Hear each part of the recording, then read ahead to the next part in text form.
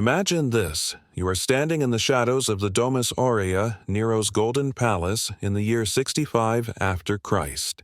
The marble floors beneath your sandaled feet are still warm from the underfloor heating, but a chill runs through your spine as you hear the emperor's footsteps echoing through the corridor. His silk robes rustle against the polished stone as he approaches the chamber where a dozen young boys, none older than 16, wait in terrified silence.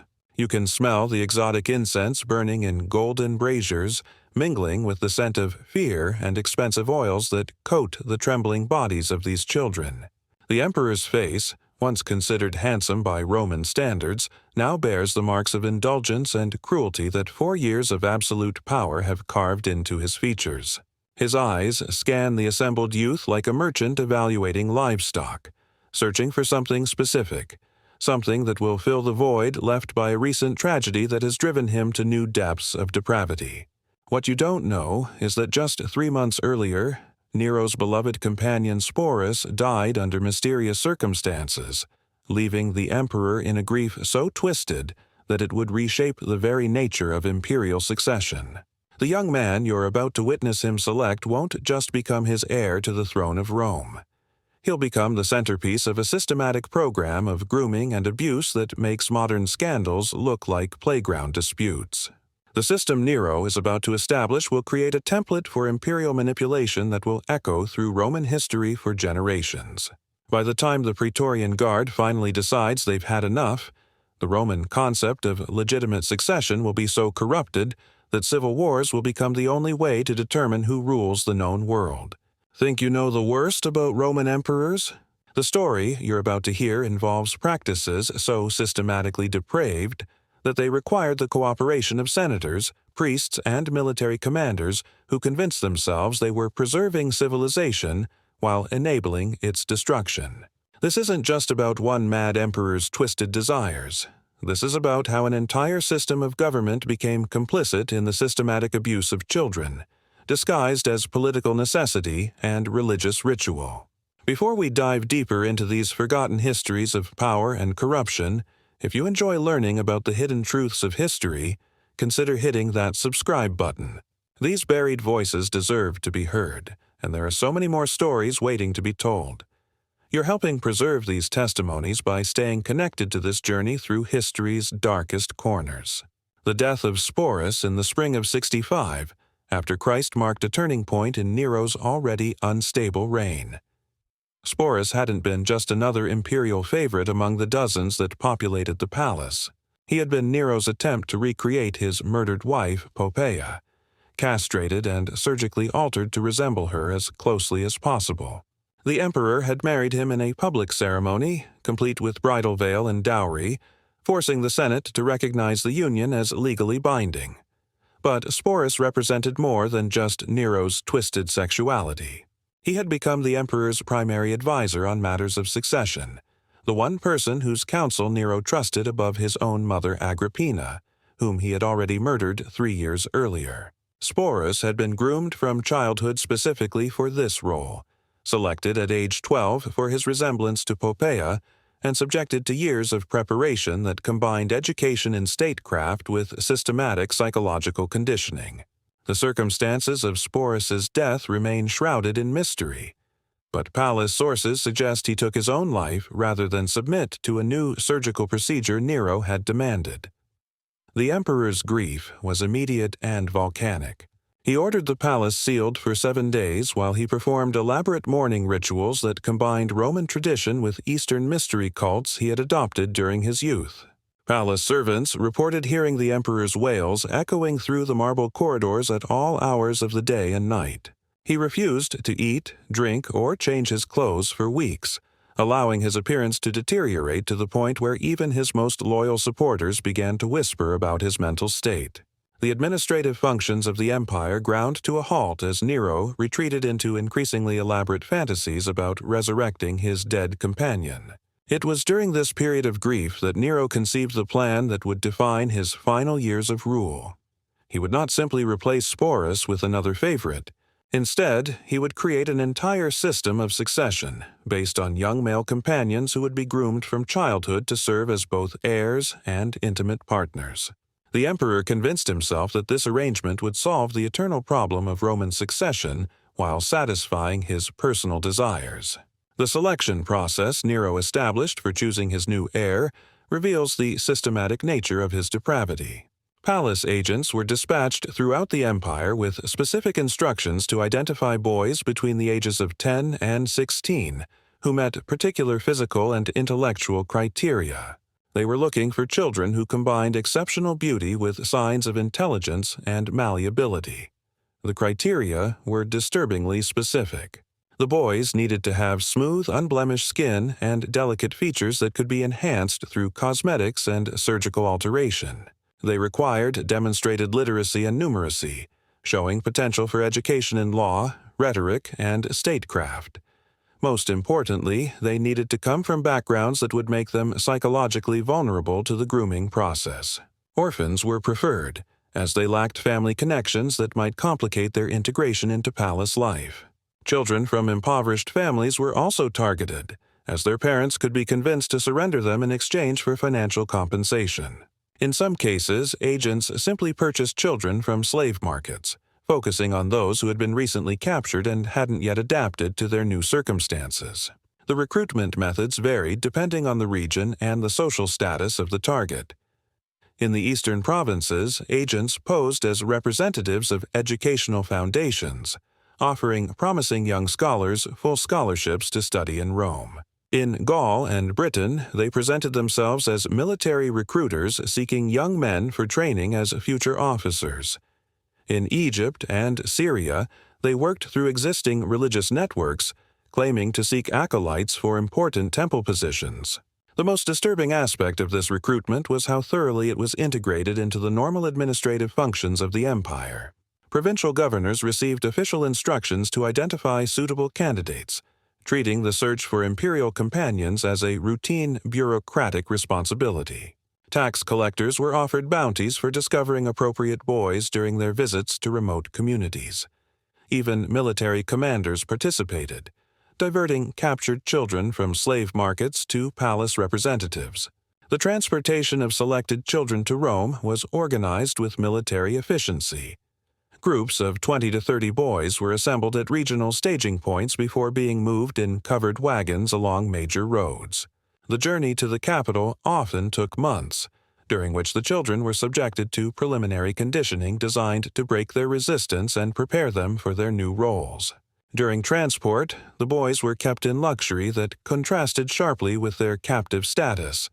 They were fed exotic foods, clothed in silk garments, and provided with tutors who began their education in Latin, Greek, and basic court etiquette. This treatment was carefully calculated to create psychological dependency, making the children associate their captors with comfort and security. The arrival at the Domus Aurea marked the beginning of a systematic program of grooming that combined education, psychological manipulation, and gradual introduction to the sexual expectations of palace life. The children were housed in specially designed quarters that resembled luxury apartments more than prison cells, complete with private bathrooms, comfortable furnishings, and access to gardens and recreational facilities. The educational component of their preparation was genuinely sophisticated, involving instruction from some of the most accomplished scholars and rhetoricians in the empire. The boys learned not just basic literacy and numeracy, but also philosophy, poetry, music, and the complex protocols of court life. They studied the history of imperial succession, learning to see themselves as potential inheritors of a grand tradition rather than victims of abuse. Simultaneously, they underwent physical conditioning designed to enhance their appearance and prepare their bodies for the emperor's expectations. This included daily bathing in perfumed oils, dietary restrictions to maintain slender physiques, and exercise regimens focused on flexibility and grace rather than strength. Many were subjected to cosmetic procedures designed to feminize their features, including hair removal, skin treatments, and, in some cases, surgical alterations. The psychological conditioning was perhaps the most sophisticated aspect of the program. Palace psychologists, working from Greek and Egyptian texts on mental manipulation, implemented techniques designed to create complete emotional dependence on the emperor. The boys were isolated from outside contact, told that their families had abandoned them, and gradually convinced that their only hope for survival lay in pleasing Nero. This process involved carefully orchestrated cycles of reward and punishment that created trauma bonds between the children and their captors. Days of luxury and kindness would be followed by periods of deprivation and threats, creating emotional instability that made the boys desperate for approval. They were taught to compete with each other for the emperor's attention, preventing them from forming supportive relationships that might help them resist. The introduction to sexual expectations was gradual but systematic. The boys were first exposed to erotic art and literature, presented as part of their cultural education. They attended palace banquets where they observed adult sexual behavior, initially as servants but gradually as participants. Older companions, themselves former victims of the same system, served as mentors who normalized the sexual abuse by presenting it as honor and privilege.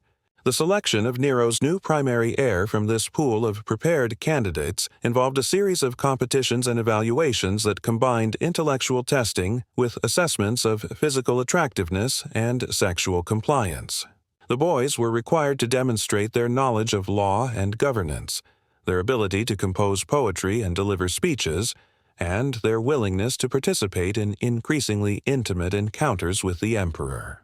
The winner of this grotesque competition was a 14-year-old boy named Lucius alias Aurelius, the son of a minor provincial official who had been recruited 2 years earlier through the Educational Foundation cover story. Palace records describe him as exceptionally intelligent and beautiful, with the kind of androgynous features that appealed to Nero's aesthetic preferences. Lucius had distinguished himself during his preparation by demonstrating remarkable adaptability to palace life and apparent genuine affection for the emperor. What the records don't reveal is the psychological damage that enabled this adaptation, the complete destruction of his sense of self that allowed him to embrace his role as both heir and victim.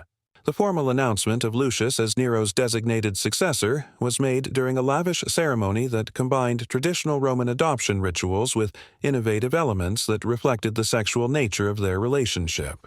The boy was presented to the Senate wearing a toga with purple trim, symbolizing his new status as imperial heir, but also a golden collar that marked him as the emperor's personal property. The ceremony included speeches from prominent senators who praised Nero's wisdom in choosing such a qualified successor, carefully avoiding any reference to the sexual relationship that everyone understood to be part of the arrangement.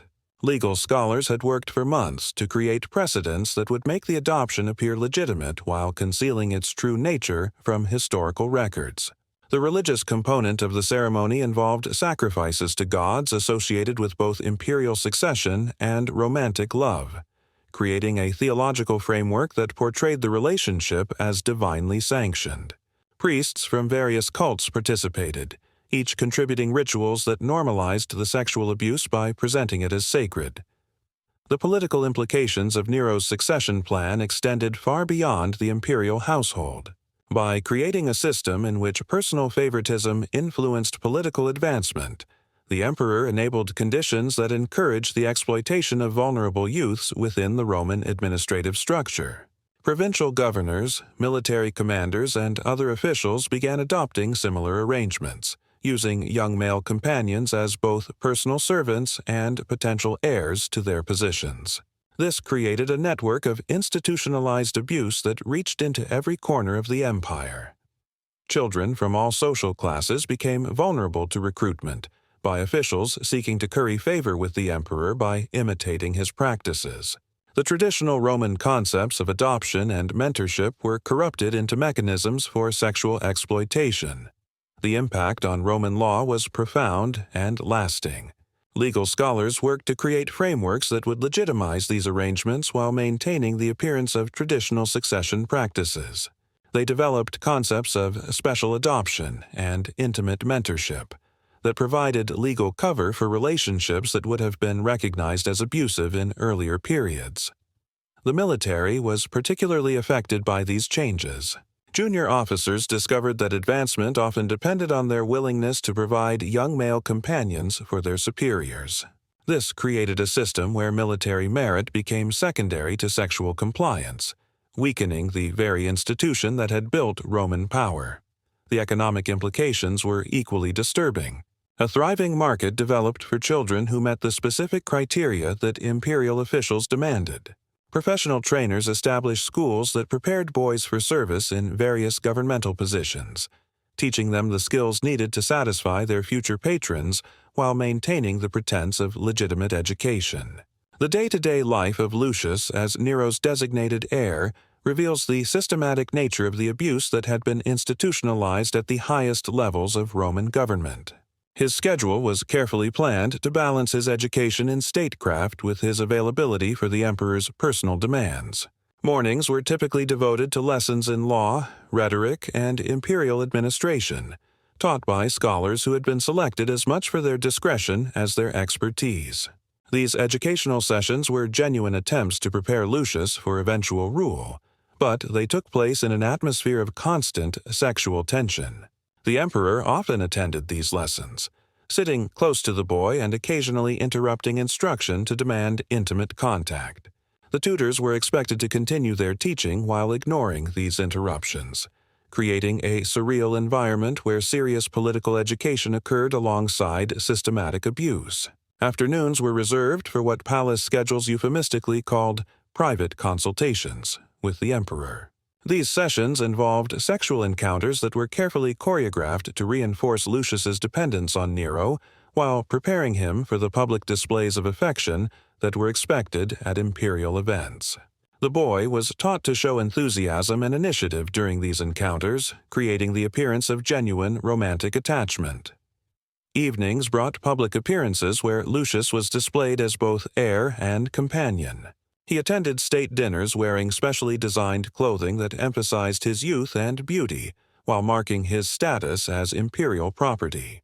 Foreign ambassadors and provincial officials were expected to acknowledge his dual role through carefully worded speeches that praised his intelligence and potential while recognizing his intimate relationship with the emperor. The psychological toll of this existence was carefully managed through a combination of luxury, isolation, and systematic conditioning. Lucius lived in apartments that rivaled those of provincial governors in their opulence, with access to the finest food, clothing, and entertainment that the empire could provide. This luxury was presented as evidence of the emperor's genuine affection, masking the reality of his captivity. Simultaneously, he was completely isolated from any relationships that might provide alternative perspectives on his situation. His contact with palace staff was limited to those who had been specifically selected for their loyalty to the emperor and their willingness to participate in the grooming process. Letters to or from the outside world were forbidden, and any attempts to form friendships with other palace residents were discouraged through subtle punishments. The conditioning process involved constant reinforcement of messages about his special status and the honor of serving as imperial heir. Palace psychologists, working from Egyptian and Greek texts on mental manipulation, had developed sophisticated techniques for creating emotional dependence that made resistance psychologically impossible. Lucius was taught to interpret his abuse as evidence of love and to see his compliance as proof of his own worthiness. The public presentation of this relationship required careful management to maintain the illusion of legitimate succession while satisfying the emperor's need to display his power over his young heir.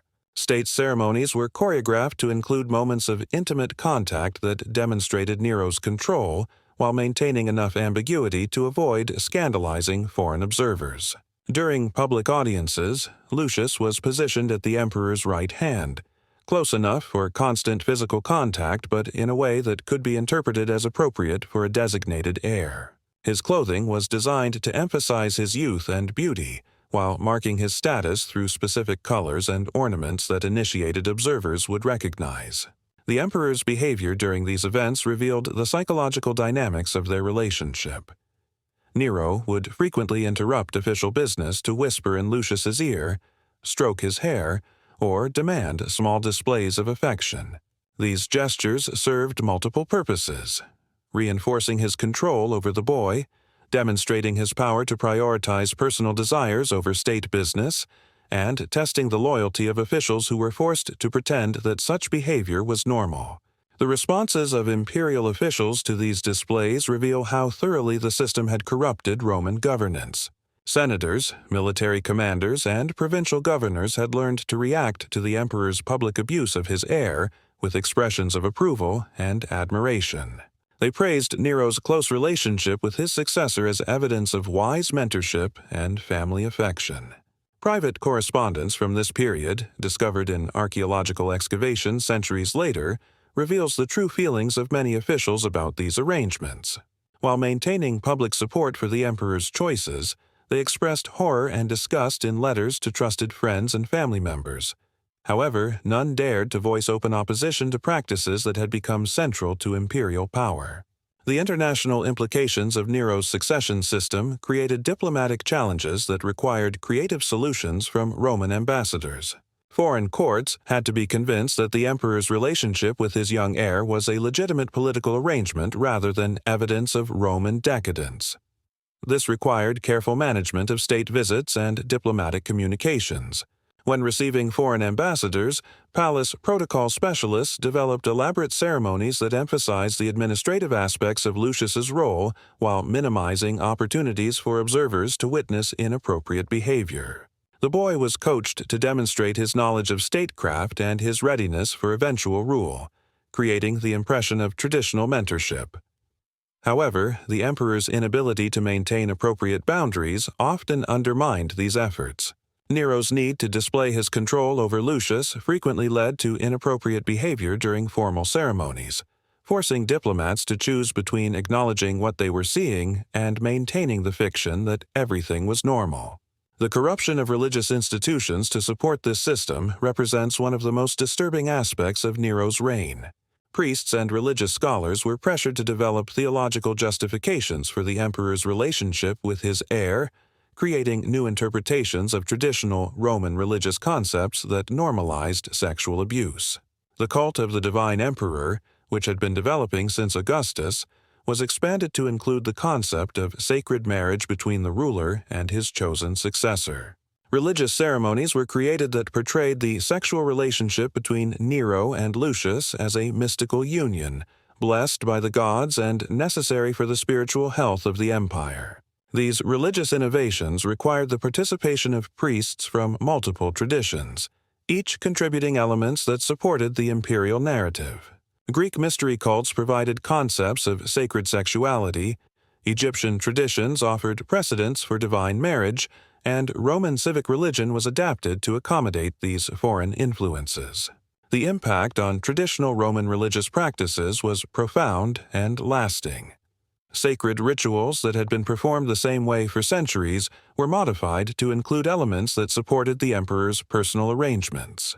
New holidays were created to celebrate the imperial relationship, and existing festivals were altered to incorporate ceremonies that reinforced the legitimacy of sexual succession.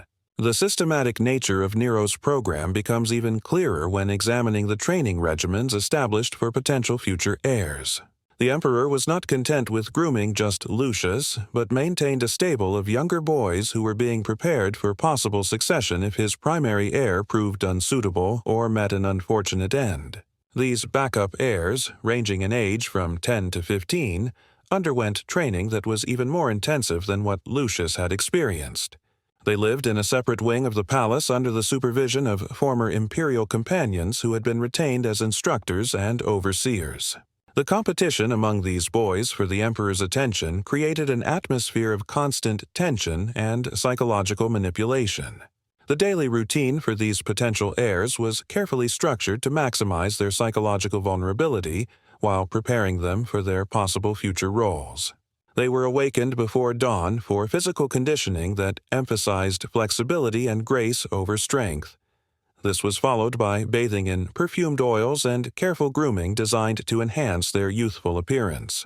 Educational sessions occupied the morning hours with instruction in Greek and Latin literature, Roman law, imperial history, and the complex protocols of court life. These lessons were conducted by scholars who had been carefully selected for their willingness to participate in the grooming process, teaching academic subjects while simultaneously reinforcing messages about the honor and privilege of serving the emperor. Afternoons were devoted to what palace records euphemistically called practical instruction in imperial service. This involved training in the sexual and emotional behaviors that would be expected if they were selected as primary heir. Older boys served as instructors, normalizing the abuse by presenting it as traditional mentorship. The psychological conditioning techniques used on these potential heirs were sophisticated and systematic. The boys were subjected to carefully orchestrated cycles of reward and punishment designed to create emotional dependency and learned helplessness. Days of luxury and affection would be followed by periods of deprivation and criticism, creating psychological instability that made them desperate for approval. This conditioning was reinforced through constant competition among the boys for the emperor's attention and favor. They were encouraged to report on each other's behavior and to compete in demonstrations of loyalty and compliance. This prevented them from forming supportive relationships and ensured that each boy remained isolated and dependent on imperial approval. The selection process for promoting boys from this pool to positions of greater favor involved regular evaluations that combined assessments of physical development, intellectual progress, and sexual compliance.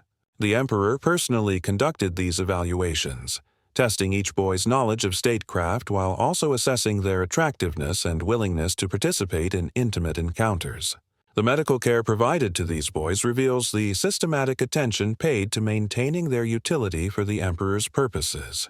Palace physicians, working under strict confidentiality agreements, provided treatments designed to preserve their youthful appearance and prevent the physical development that might reduce their appeal to Nero.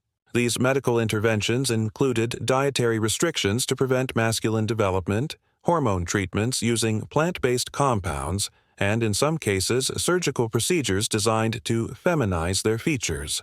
The physicians maintained detailed records of these treatments, creating a body of medical knowledge about preventing male maturation that was used throughout the Roman elite. The psychological evaluations conducted on potential heirs were equally systematic. Palace advisors, working from Greek and Egyptian texts on human nature, developed assessment techniques designed to identify boys who would be most susceptible to grooming and least likely to resist their assigned roles. These evaluations examined the boys' family backgrounds, looking for factors that might make them more vulnerable to manipulation. Orphans and children from abusive homes were considered ideal candidates, as they often formed strong attachments to anyone who provided care and protection. Children from loving families were seen as more challenging but potentially more rewarding projects. The assessments also examined psychological traits that would affect the boys' suitability for their intended roles. Intelligence was valued, but only if combined with malleability and a desire to please authority figures. Independence and critical thinking were seen as problems to be corrected through intensive conditioning. The network of officials responsible for maintaining this system extended throughout the imperial administration. Palace chamberlains coordinated the daily schedules and living arrangements for the boys. Educational supervisors managed their academic instruction and psychological conditioning. Medical staff monitored their physical development and provided treatments to maintain their usefulness. Security personnel ensured that information about the program remained confidential while preventing any attempts at escape or outside communication. Financial administrators managed the enormous costs of maintaining luxury accommodations, providing specialized medical care, and compensating the various professionals involved in the grooming process. The legal framework supporting this system required the participation of jurists and legal scholars who created precedents and interpretations that legitimized what would otherwise have been recognized as systematic child abuse. They developed concepts of special guardianship and imperial mentorship that provided legal cover for the sexual exploitation while maintaining the appearance of traditional Roman adoption practices. These legal innovations had lasting effects on Roman jurisprudence, creating precedents that would be cited for generations to justify similar arrangements. The corruption of legal principles to serve imperial sexual desires represented a fundamental departure from traditional Roman concepts of law and justice. The economic impact of Nero's succession system extended far beyond the direct costs of maintaining his stable of potential heirs. The emperor's preferences created market demand for children who met his specific criteria, leading to the development of a sophisticated trade in young boys that operated throughout the empire. Professional trainers established schools that prepared children for service in imperial households, teaching them the skills and behaviors that would make them attractive to powerful patrons. These institutions operated under the cover of legitimate educational foundations, but their true purpose was understood by those with connections to imperial circles. The demand for suitable boys drove up prices in slave markets and created incentives for the capture and trafficking of children from throughout the known world. Pirates and raiders began specifically targeting communities with populations that matched imperial preferences, devastating entire regions in their search for profitable human cargo. The corruption of traditional Roman military virtues was perhaps the most damaging long-term consequence of Nero's system. Officers discovered that advancement often depended more on their ability to provide young male companions for their superiors than on their military competence or battlefield achievements. This created a fundamental shift in military culture, where sexual compliance became more important than martial prowess.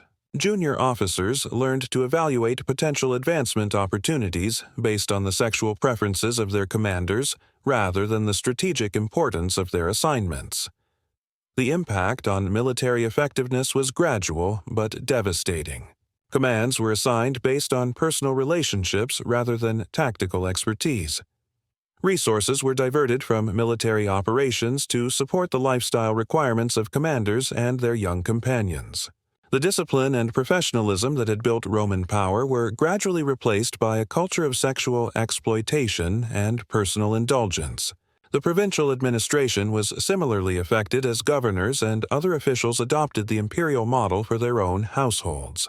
The recruitment of young male companions became a standard practice among Roman administrators, creating a network of abuse that extended throughout the empire. This corruption of provincial administration had serious consequences for imperial governance. Officials focused more attention on their personal arrangements than on their administrative responsibilities. Tax collection suffered as resources were diverted to support the luxury lifestyles that these arrangements required. Local populations lost respect for Roman authority as they witnessed the obvious corruption of their administrators. The systematic nature of this corruption is revealed in correspondence between provincial officials that has survived in archaeological excavations. These letters discuss the recruitment and training of young companions with the same matter-of-fact tone used for other administrative matters, revealing how thoroughly normalized this abuse had become. The cultural impact of Nero's succession system extended beyond the immediate imperial household to influence Roman society more broadly. The emperor's open relationship with young male heirs created a new model of elite behavior that was imitated throughout the upper classes. Wealthy Romans began adopting similar arrangements, using young male companions to demonstrate their sophistication and connection to imperial culture. This trend was particularly pronounced among those seeking advancement in imperial service, who understood that imitating the emperor's lifestyle could improve their prospects for promotion. The philosophical justifications developed to support these practices drew on Greek concepts of mentorship and Eastern traditions of sacred sexuality. Roman intellectuals, many of whom depended on imperial patronage for their livelihood, created elaborate theoretical frameworks that portrayed these relationships as beneficial for both parties and necessary for the proper functioning of society. These intellectual defenses of systematic abuse represent some of the most disturbing documents to survive from the Roman period.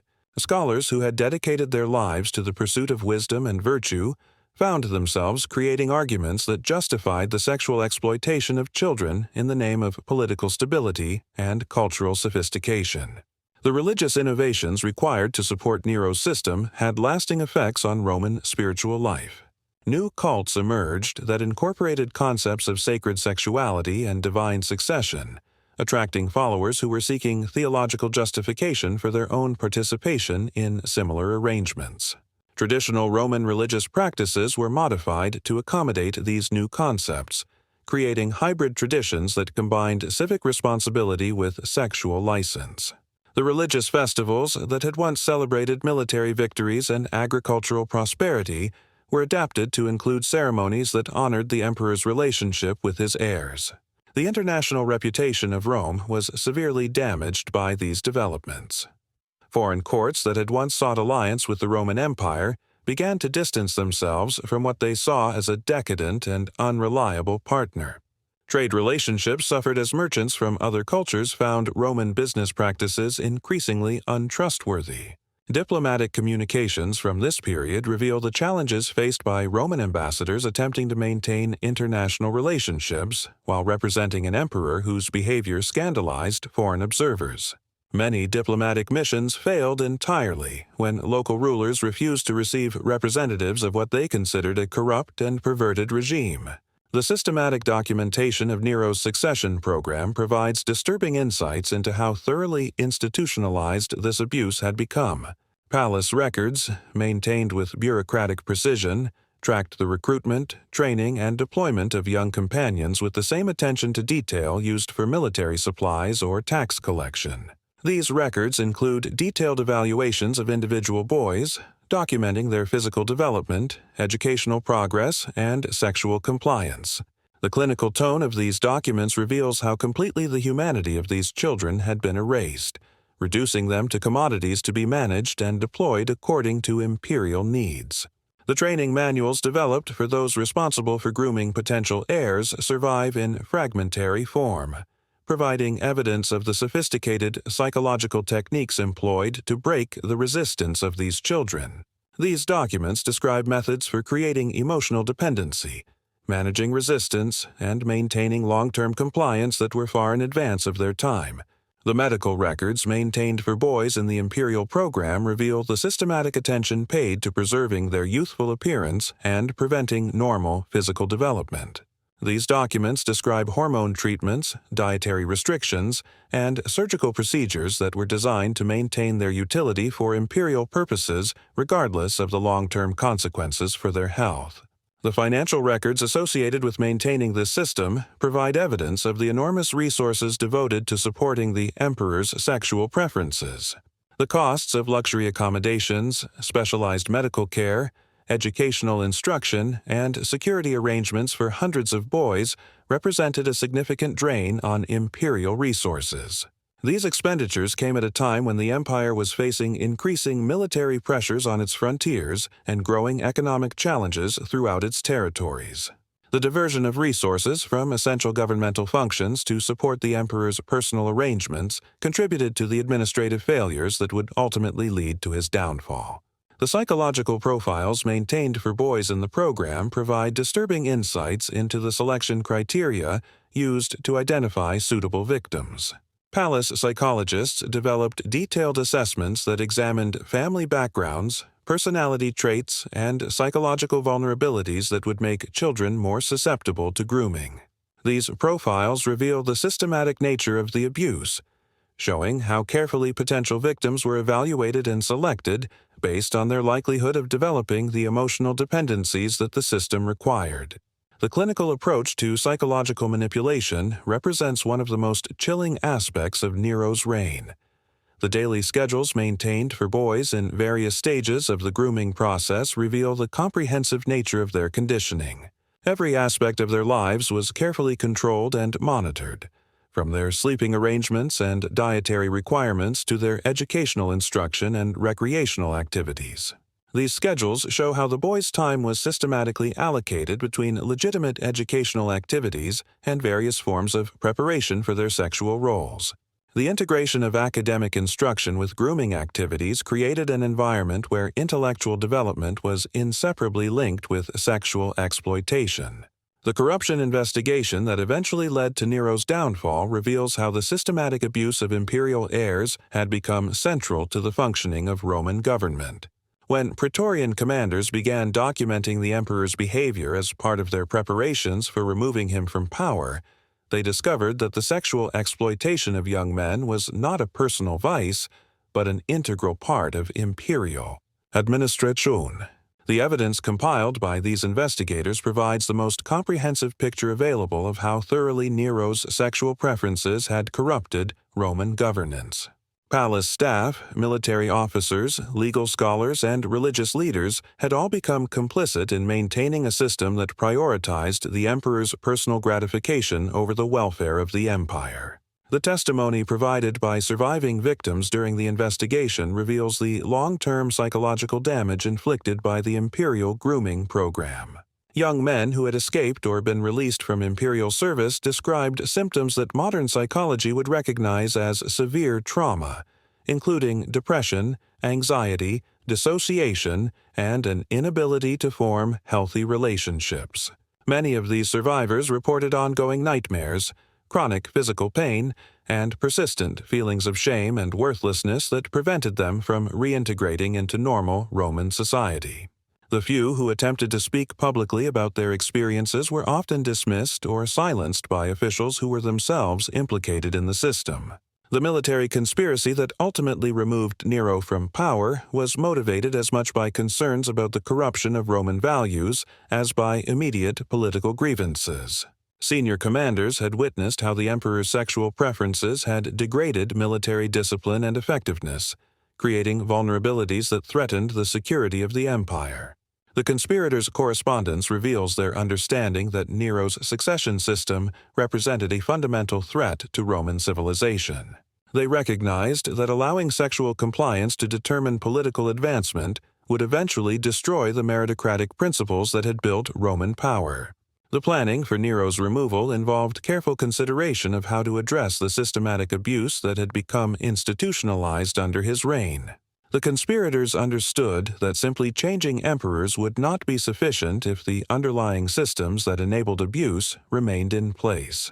The transition plan developed by the conspirators included provisions for dismantling the imperial grooming program, relocating surviving victims, and implementing new safeguards to prevent similar abuses in the future. However, the chaos that followed Nero's death made it impossible to implement many of these reforms.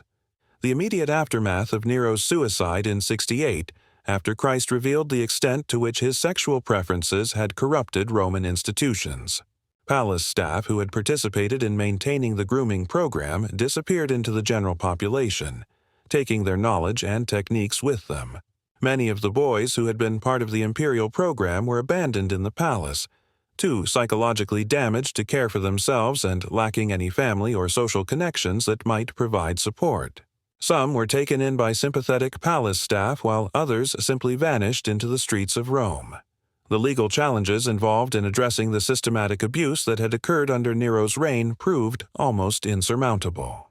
The precedents that had been established to legitimize imperial sexual exploitation could not be easily overturned without calling into question the entire basis of imperial authority.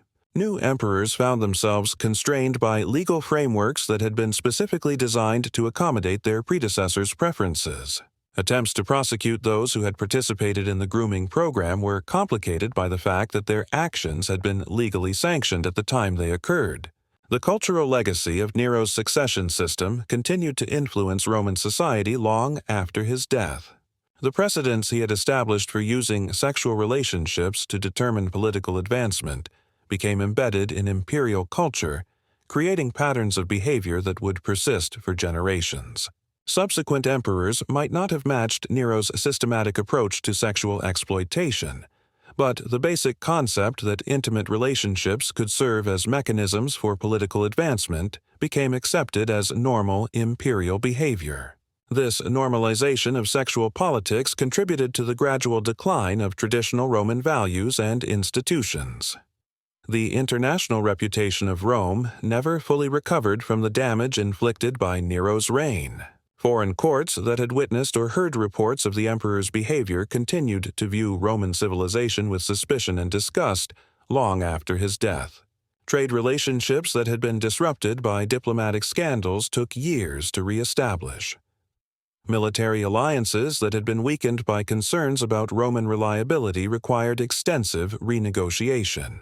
The empire's soft power, built up over centuries of military success and cultural achievement, was severely diminished by a single emperor's sexual obsessions.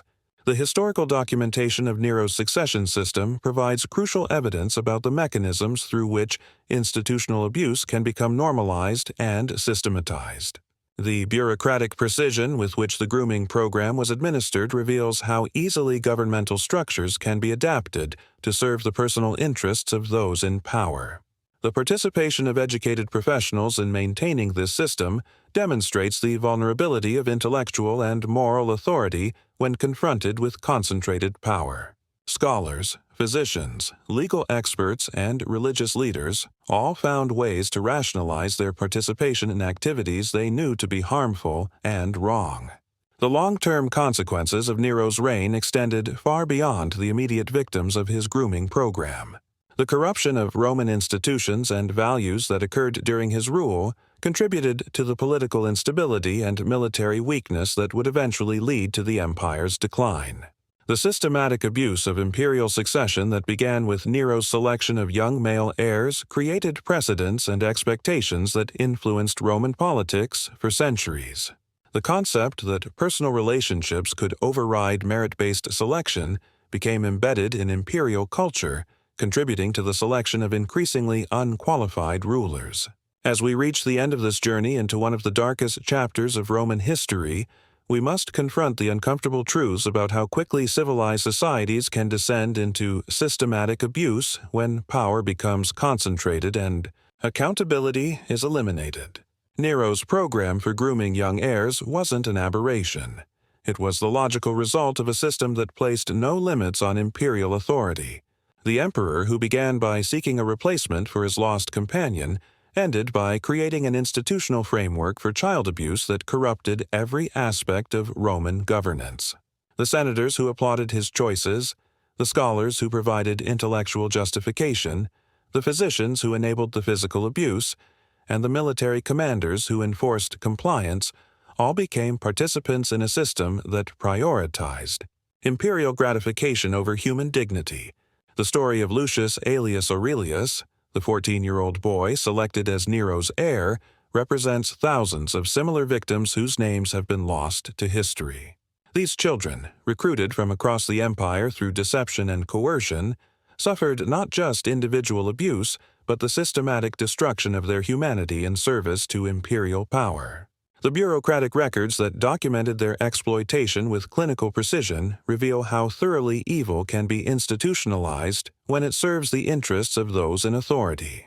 The training manuals, medical evaluations, and psychological profiles that survive from Nero's program provide a blueprint for systematic abuse that unfortunately resonates with modern scandals involving powerful institutions and vulnerable children. The techniques developed by palace psychologists to create emotional dependency and learned helplessness in their young victims represent some of the most sophisticated methods of psychological manipulation documented in the ancient world. These methods were not crude applications of force, but carefully calibrated programs designed to make resistance psychologically impossible while maintaining the appearance of voluntary compliance. The integration of sexual exploitation with legitimate educational and political activities created an environment where victims could never fully understand the nature of their situation. Boys who were receiving genuine instruction in law, rhetoric, and statecraft were simultaneously being groomed for sexual abuse, making it impossible for them to distinguish between appropriate mentorship and exploitation. The competitive dynamics established among potential heirs prevented them from supporting each other and created additional psychological pressure to comply with imperial demands. Children who might have resisted individual abuse found themselves competing for the privilege of being selected for further exploitation, demonstrating the sophisticated understanding of human psychology that enabled this system. The medical interventions designed to preserve the youthful appearance of these boys reveal the systematic nature of their objectification. Palace physicians developed treatments to prevent normal physical development, using hormone therapies and surgical procedures that prioritized imperial preferences over the health and well-being of their young patients.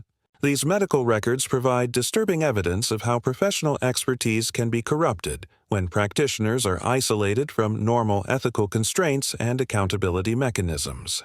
Physicians who had trained to heal and protect human life found themselves participating in systematic abuse under the guise of providing specialized care. The legal frameworks created to legitimize these arrangements demonstrate how thoroughly institutional structures can be corrupted, to serve the personal interests of those in power. Roman jurisprudence, built over centuries to protect citizens and maintain social order, was systematically adapted to provide cover for imperial sexual exploitation. The precedents established during Nero's reign created legal foundations that would influence Roman law for generations.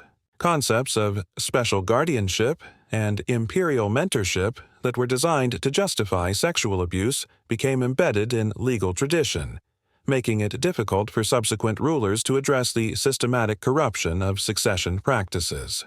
The religious innovations required to provide theological justification for these arrangements reveal how spiritual authority can be compromised when religious leaders become dependent on political power.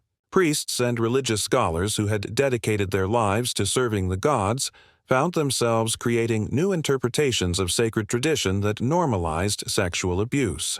The festivals and ceremonies created to celebrate the emperor's relationship with his young heirs represented a fundamental corruption of Roman religious practice.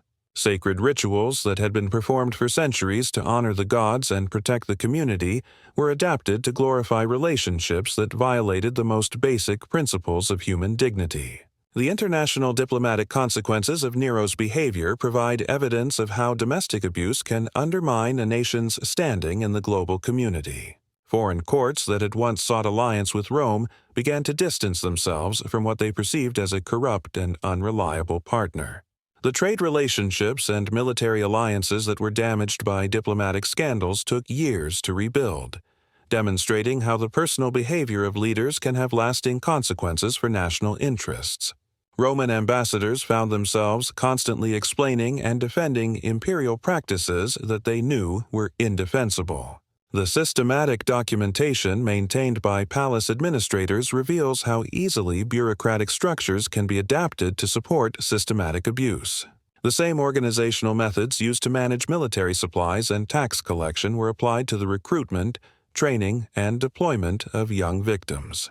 This bureaucratization of abuse created an environment where individual responsibility could be diffused among multiple participants, making it easier for people to participate in activities they knew were wrong. Palace staff could convince themselves they were simply following orders or fulfilling administrative duties rather than enabling systematic exploitation. The psychological profiles maintained for boys in the imperial program demonstrate the sophisticated understanding of human vulnerability that enabled this system. Palace advisors developed detailed assessments that identified children who would be most susceptible to grooming based on their family backgrounds, personality traits, and psychological needs. These selection criteria reveal the calculated nature of the abuse, showing how systematically predators can identify and exploit vulnerable populations. The clinical approach to victim selection represents one of the most disturbing aspects of Nero's program, demonstrating how professional expertise can be perverted to serve evil purposes. The training protocols developed for potential heirs show how gradually children can be conditioned to accept increasingly inappropriate behavior. The process began with luxury accommodations and excellent educational opportunities that created positive associations with imperial service before gradually introducing sexual expectations. This systematic conditioning made it impossible for victims to recognize the full extent of their exploitation until they were too psychologically damaged to resist. The integration of legitimate benefits with abusive expectations created complex emotional responses that prevented clear understanding of their situation. The competitive evaluation processes used to select primary heirs from pools of prepared candidates reveal how market dynamics can be applied to human exploitation. Boys were required to demonstrate not just intellectual capability and physical attractiveness, but also willingness to participate in sexual activities with the emperor. These competitions created additional trauma by forcing victims to actively participate in their own exploitation while competing against other children who were facing similar abuse. The psychological damage inflicted by forcing victims to choose between different forms of exploitation represents a particularly sophisticated form of manipulation. The luxury accommodations and educational opportunities provided to imperial heirs served multiple purposes beyond simple grooming. They created evidence that could be pointed to by those seeking to justify the system, demonstrating that the boys were receiving valuable benefits rather than being purely exploited. This strategy of combining genuine benefits with systematic abuse made it difficult for critics to condemn the program without appearing to oppose legitimate educational and advancement opportunities for young Romans. The complexity of these arrangements provided cover for supporters while confusing potential opposition. The medical supervision provided to boys in the imperial program went far beyond normal health care to include systematic monitoring and modification of their physical development. Palace physicians tracked growth patterns, administered treatments to maintain youthful appearance, and in some cases performed surgical procedures designed to feminize their features. These medical interventions represented a fundamental violation of the physician's duty to, first, do no harm, showing how professional ethics can be corrupted when practitioners become isolated from normal accountability mechanisms. The detailed medical records that survive provide disturbing evidence of systematic bodily modification in service of imperial sexual preferences. The psychological conditioning techniques employed in the imperial program drew on sophisticated understanding of human mental development that was far in advance of its time. Palace advisors studied Greek and Egyptian texts on psychology and human nature to develop methods for creating emotional dependency and preventing resistance. These techniques included carefully orchestrated cycles of reward and punishment, isolation from supportive relationships, constant competition with peers, and gradual normalization of increasingly inappropriate behavior. The systematic application of these methods represents one of the most sophisticated programs of psychological manipulation documented in the ancient world. The financial resources devoted to maintaining the imperial grooming program reveal the enormous cost of supporting systematic abuse when it becomes institutionalized. The expenses associated with luxury accommodations, specialized medical care, educational instruction, and security arrangements for hundreds of boys represented a significant portion of imperial expenditures. These costs came at a time when the empire was facing increasing military pressures and economic challenges that required careful allocation of resources. The diversion of funds from essential governmental functions to support imperial sexual preferences contributed to the administrative failures that would ultimately undermine Roman power. The network of officials required to maintain this system extended throughout the imperial administration, creating a web of complicity that made reform extremely difficult. Palace chamberlains, educational supervisors, medical staff, security personnel, and financial administrators all became participants in systematic abuse. This broad participation ensured that knowledge of the program was widely distributed among imperial officials, while also creating incentives for concealment and protection of the system. Officials who might have been inclined to report abuse found themselves implicated in its maintenance through their administrative responsibilities. The legal challenges involved in addressing systematic abuse that had been legitimized through official imperial policy proved almost insurmountable when reform was eventually attempted. The precedents established to justify these arrangements could not be easily overturned without calling into question the entire basis of imperial authority. Subsequent emperors found themselves constrained by legal frameworks that had been specifically designed to accommodate their predecessors' preferences. The corruption of Roman jurisprudence created lasting institutional damage that would influence imperial succession practices for generations. The cultural impact of normalizing sexual relationships as mechanisms for political advancement extended far beyond the immediate imperial household. Wealthy Romans throughout the empire began adopting similar arrangements, creating a cascade of abuse that affected children from all social classes. This cultural shift represented a fundamental change in Roman values, replacing traditional concepts of merit-based advancement with systems that prioritized sexual compliance. The long-term consequences of this change contributed to the gradual decline of the social and political institutions that had built Roman power. The documentation strategies employed by palace administrators reveal how systematic record-keeping can be used to normalize and perpetuate abuse. The clinical tone and bureaucratic precision of imperial records transformed individual human tragedies into administrative data points. This approach to documentation served multiple purposes. It created the appearance of legitimate administrative activity, it diffused individual responsibility among multiple record keepers, and it established precedents that could be cited to justify similar arrangements in the future. The international intelligence gathered by foreign courts about Nero's succession practices provides evidence of how domestic abuse can damage national security interests. Diplomatic correspondence reveals that foreign rulers were actively gathering information about imperial sexual practices to use as leverage in negotiations. This intelligence gathering created vulnerabilities that could be exploited by enemies of Rome, demonstrating how personal behavior by leaders can create national security risks. The empire's reputation for moral authority, which had been an important component of its soft power, was permanently damaged by revelations about imperial sexual practices. The resistance activities undertaken by some palace staff and imperial officials provide evidence that not everyone was willing to participate in systematic abuse, even when it was officially sanctioned. However, the isolated nature of these resistance efforts demonstrates how difficult it is to oppose institutionalized abuse from within corrupted systems. Those who attempted to protect potential victims or document abuse for future prosecution faced enormous personal risks and had limited ability to create meaningful change.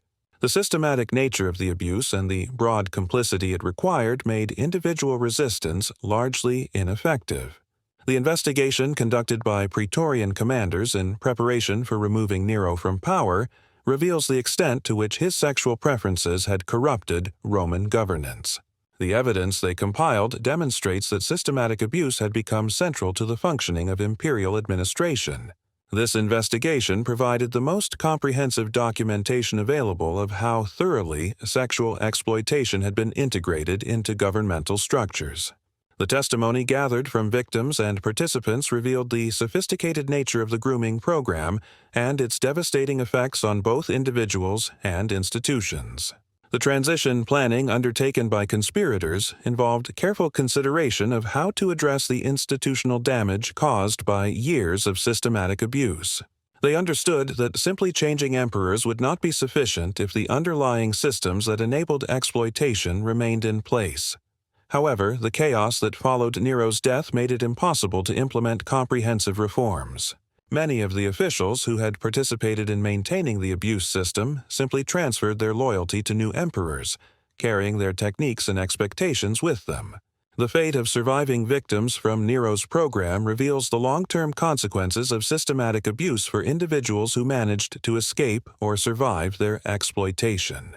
Many suffered from what modern psychology would recognize as severe trauma, including depression, anxiety, dissociation, and inability to form healthy relationships. The few survivors who attempted to speak publicly about their experiences were often dismissed or silenced by officials who were themselves implicated in the system. This suppression of victim testimony prevented Roman society from fully understanding the nature and extent of the abuse that had occurred.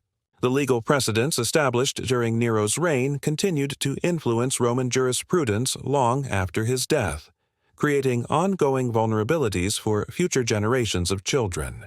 Concepts developed to justify imperial sexual exploitation became embedded in legal tradition, making similar abuses more likely under subsequent rulers. The corruption of legal principles that occurred during this period represents one of the most lasting forms of institutional damage caused by Nero's reign.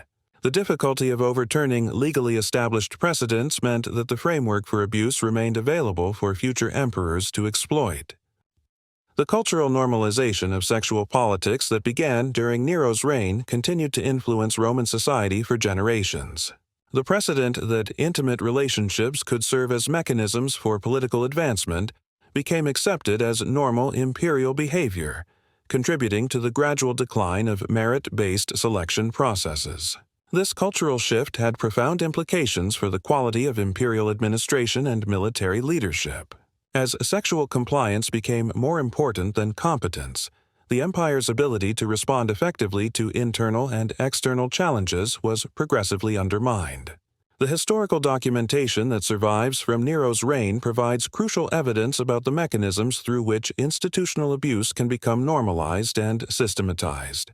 The bureaucratic precision with which the grooming program was administered reveals how easily governmental structures can be adapted to serve the personal interests of those in power. The participation of educated professionals in maintaining this system demonstrates the vulnerability of intellectual and moral authority when confronted with concentrated power and the absence of accountability mechanisms. The systematic nature of their participation shows how institutional cultures can shift to normalize previously unthinkable behavior. The international consequences of Nero's behavior continued to affect Roman diplomacy and trade relationships for decades after his death. Foreign courts that had witnessed or received reports of imperial sexual practices maintained their suspicion of Roman reliability and moral authority. The rebuilding of international relationships required extensive efforts by subsequent emperors to demonstrate that Roman values and practices had changed. However, the institutional damage caused by Nero's reign made it difficult to provide convincing evidence of reform. As we conclude this examination of how Nero's search for a young heir to replace his lost companion evolved into systematic, institutional abuse, we must recognize the enduring relevance of these historical lessons. The mechanisms through which power can be corrupted and abuse can be normalized remain present in modern institutions and societies.